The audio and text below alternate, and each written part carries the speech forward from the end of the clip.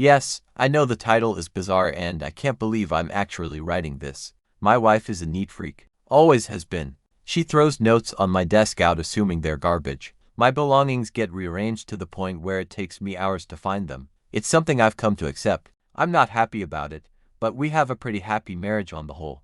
I am a volunteer empt, and I keep my boots unlaced up against the wall next to my clothes hamper so that I can throw them on along with my uniform if a call comes in during the middle of the night. Well, my wife has taken to tying the boot laces when she sees them untied.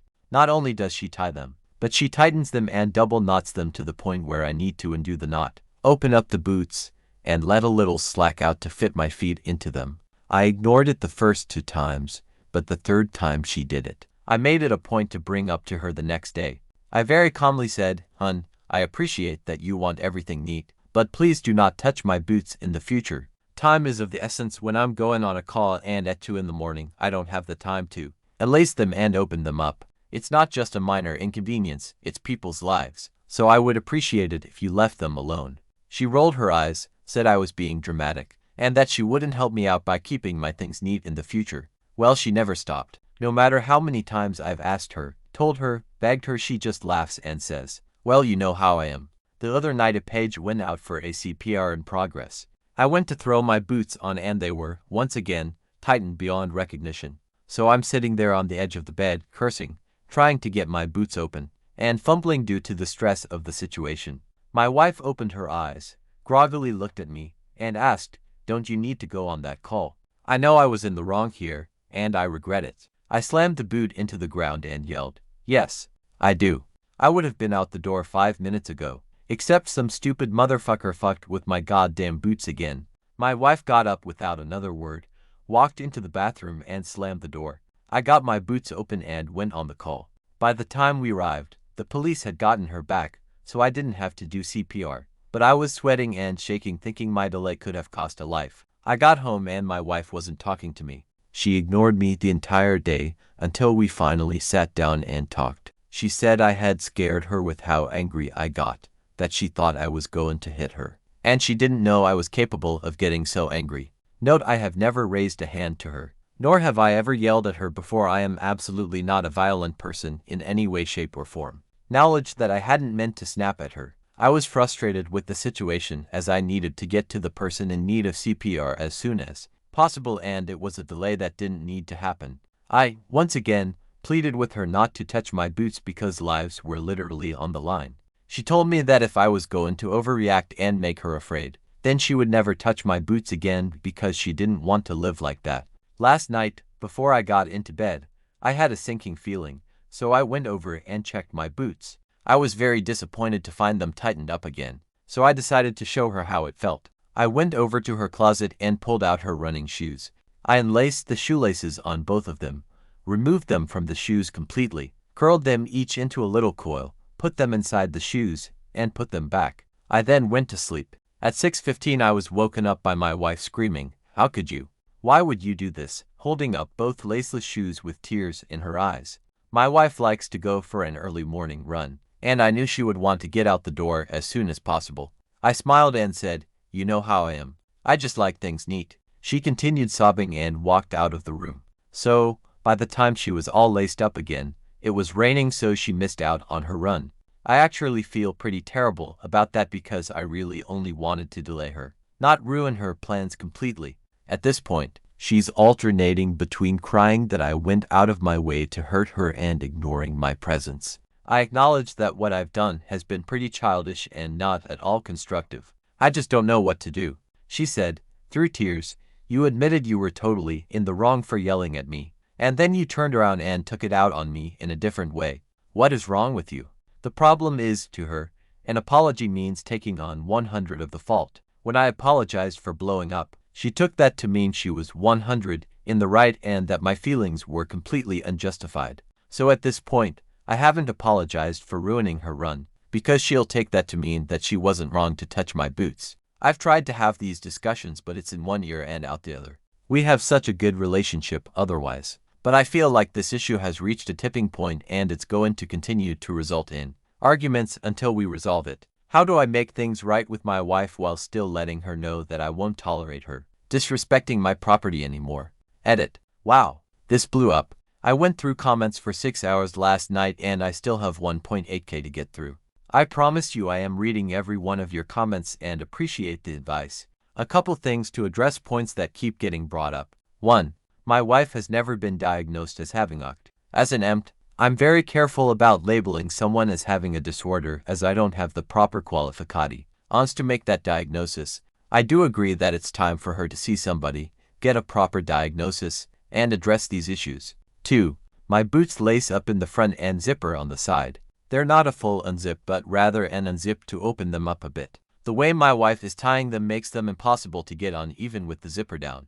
They're weatherproof and great for standing on rough terrain or the highway after accidents. They're only about a year old and were actually a gift from my wife. I've not considered Velcro before. I'm a bit hesitant to do that as I don't know that they wouldn't catch on things or wear out quicker. I've tucked the laces in, but she still tied them up. 3. This is a bit of compulsive behavior on my part. I don't leave my boots in the garage, because my mother was a smoker growing up and that's where she would smoke. So I would end up with ashes in my shoes and having them reek of tobacco after. So I developed a habit of wearing them into my home. Also, if I leave them there, they're likely to get moved someplace safe where it will take me even longer to find them. Putting the boots in the closet, she found them and tied them. Putting them under the bed or out of sight, they were found, tied, and moved to the closet. 4. I honestly believe that a footlocker or any other kind of box would get moved to where I would have to wake her up to find it. If it's locked, then my keys are likely to go missing. For some reason, sitting on my dresser is not appropriate, but in the pocket of a jacket downstairs in the closet is. 5. I am likely going to start putting my boots in the car, though I had to laugh at the people suggesting decoy boots. As much as it may seem like it, I'm not living in a spy versus spy cartoon. 6. I am a volunteer EMT. We respond from home. We don't have sleeping quarters, and I work the overnight shift so I sleep during my shift, get out of bed when a call comes in, drive to the building, and take the ambulance to the scene.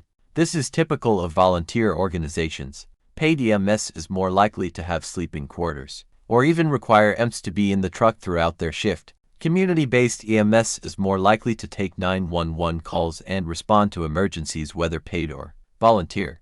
Private EMS is more likely to take transport requests such as to from dialysis or chemotherapy as well as hospital to nursing facility discharges. 7. To those who have told me that I don't have the right to use the word life-saving. On my dress uniform I have pins for 3 defibrillator saves and for CPR saves. I've crawled into a car wreck to open someone's airway and bag them until we could get them out. While transporting a patient I recognized signs of internal injury and ordered we divert to a trauma center, where he was put directly into emergency surgery that saved his life. Did I do these things entirely by myself? No, of course not. I would never claim that I was the sole reason someone lived. However, I am, at my very basest level, a vital link in the chain or survival. So while I can't claim complete credit for any of the things I've done, I would certainly put a lot of blame on myself if someone didn't live because of something I failed to do. 8. I have a full-time job that I work 8-5 Monday-Friday outside of EMS. That is why I volunteer on the night shift. My wife works as a payroll manager for a mid-sized office. I earn about $10,000 a year more than her. We've been married for 2 years. While I lived on my own before we were married, she didn't move into the apartment until we got engaged. So, I think to her, that was my place, not ours, and she didn't really touch my things. I was with another EMS organization until we moved to a new town after our engagement. When we bought the house, I joined the local volunteer squad as an EMT. My wife regards my job as part of my identity while she sees the EMS as something I volunteer to do. She would say, "This is my husband, he is job title, not this is my husband, he is an EMT." 9. Thank you for all the words on this post. You're all very kind. I appreciate so much that you took the time out of your day to acknowledge things and want to help me. Till Dr. Wife keeps tightening my boots when I'm not wearing them, delaying me on ambulance calls. I finally had enough, and she's calling my response abuse. Tell your wife that this interference with your gear could crash your marriage and facilitate a death. And is she good with that, or will she work on herself? You don't need to do anything to make things right with your wife. You need to find a therapist for her, so that she can get the professional help and medication that she needs. At this point, you giving into her insanity only enables her behavior, which is either batshit crazy, or arrogant and selfish beyond belief. After she begins treatment, then you guys should see a couple counselor to work out the rest of your issues. I don't think you have to do anything to make her feel better. Throwing away your stuff without asking already is a red flag. Willingly risking lives because your shoes don't look right is really unhealthy behavior. She should see a therapist, and you don't have to excuse for anything. You going out of your way, she delays her run a little. Her going out of her way, someone potentially dies. Your wife needs serious therapy if she thinks these are at all comparable. As someone who witnessed her mother have a heart attack when I was 6 while home alone, if it wasn't for the quickness of my mother would be dead right now. I am sorry, but it is extremely disrespectful for your wife to disrespect your job, and the hard this line of work it entails, and diminishes it to mere boo-boos. Honestly, I don't know what we as a society would do without you guys. Certainly I know I owe you guys for saving my mother's life. That, and she clearly does not respect your boundaries and places her own non-essential needs on top of your own essential needs. Don't bother making things right. She was the one who started making everything wrong in the first place. You apologized for yelling, and that was the only apology you owed her for any of it be made of her. And you will also be insisting on marriage counseling at that point, because you cannot and will not stay in a marriage where your partner ignores your wishes over and over again. Wow, your wife sucks. After reading some of your replies, I'd say the bigger problem here is that she has no appreciation for how vital your job is. She needs a reality check. This person is insane and is not funny. One day she will kill a person by proxy if you let her. Seriously consider at least sleeping or keeping your things in a room where she cannot reach them. But I am being honest, this does not sound like a stable, collected person to build your life with. She will cost you dearly one day and will absolutely never stop her shenanigans. She does not respect you, and she is slightly mentally ill on top of that. Her behavior is 100% unacceptable. She could literally kill someone with her stubbornness. I don't know how you're being so calm about it. I would be sleeping in a different room, and no way would I be apologizing. You gave her every chance to stop. I'm getting major mental health issue vibes off of this. OCPD seems quite likely given how she can't seem to not tie your boots even after multiple requests. But beyond that, her reaction to you messing with her shoelaces is beyond the pale. Like, that is an insane overreaction. Is she on the spectrum? I would honestly consider asking her about couples counseling, because you keep saying you have a good relationship otherwise. But I'm getting major red flags here. Lock laces. It would be hard for her to tie these things up, but they could be untied in a snap. Edit for clarity. Your wife is the one who should be trying to figure out how to apologize to you and fix her insane behavior.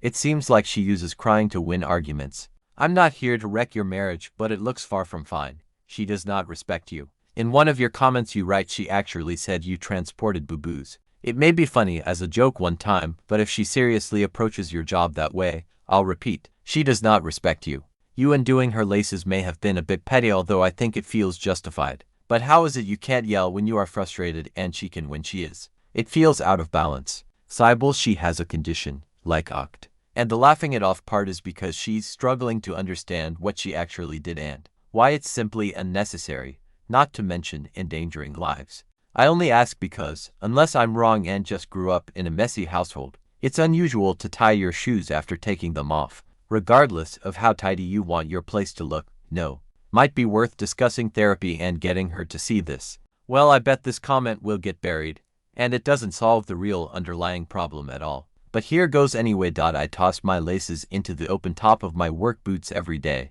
No dangles. I'd kick your wife to the curb for the disrespect alone. And especially a volunteer one, is a thankless job, and your wife says you're fixing a few boo-boos. A person was choking and could have died, but you couldn't do your job because of your wife's selfish reasons. She is a selfish person for doing that to you. No man should have to put up with this. Number offense, but I think your wife has OCD. How can it be so difficult for her not to do something so simple like not touching your boots? It makes no sense to me. I just find it interesting that OP is only responding to comments that give workarounds instead of addressing the actual problem. Like, yeah, you can put the boots in your car, but ultimately you still should get help for your neurotic wife. We have such a good relationship, otherwise I don't believe you. How can you accept someone repeatedly ignoring your pleas and even risking lives in the process? If you tell me that you're absolutely fine with the fact that your loved one is okay with the fact that she might cost a life for some nice shoes, I'm pretty sure you're lying to yourself. She's ignoring you and your voice and opinion is nullified. Your not wife needs help and you both need to see a therapist for getting your relationship in order afterwards. 1. Send your wife to therapy. She is mentally unwell. 2. In the meantime, keep your shoes in a safe with a 4-digit PIN number. It should only delay you by about 5 seconds while you punch in the number and take the shoes out. Man, I don't reply much on Reddit, but it sounds like you repressed a lot of feelings with her cleanliness. And she has severe anxiety. The cleaning is like nail chewing or hair pulling. Is some unprocessed trauma. Has she seen a psychologist? Have you guys considered therapy? If you can't voice your feelings without her blaming you or storming off, then that's repressing emotions. If you guys have a happy relationship like you said you do, therapy might be a good thing for you guys. It's your home too. And hers. It doesn't seem like communication is safe. Even if your role as a first responder wasn't serious, she'd still be emotionally abusing you. Imagine yourself doing any other work, putting your time and effort into this work that you believe in, heart and soul. She's signaling to you that your values don't matter to her. I think the importance of the job is actually clouding the real problem. I definitely agree with most people here. Your wife has some mental issues that need to be addressed. I'm no expert, but this screamed out to me. Along with having a lack of empathy and narcissistic qualities, those can really ruin a relationship. I'd encourage her to seek help, and if she refuses, then honestly I'd part ways. You can't make someone help themselves.